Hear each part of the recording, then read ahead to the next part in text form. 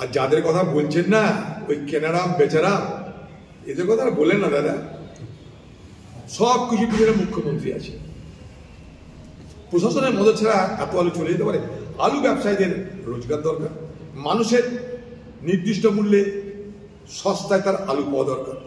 পশ্চিমবঙ্গে আলুর অভাব নেই, পশ্চিমবঙ্গে আলুর অভাব নেই। জোর করে কৃত্রিম সংকট তৈরি করা হচ্ছে আর এই আলুকে স্মাগলিং করে চোরা কারবারের মাধ্যমে বাইরের রাজ্যে পাঠানো হচ্ছে। আমাদের রাজ্যে আমরা যে আলু খাই, বাইরের রাজ্যে মনে করি উড়িষ্যা ঝাড়খণ্ড, তারা সেই আলু খায় না, তাদের আলুটাই আলাদা। আর মুখ্যমন্ত্রী দেখাচ্ছে আমি দেখো তোমাদের জন্য, বাংলা মানুষের জন্য সব ব্যবস্থা করছি। বাজারে কি আপনি আলু সস্তায় পাচ্ছেন?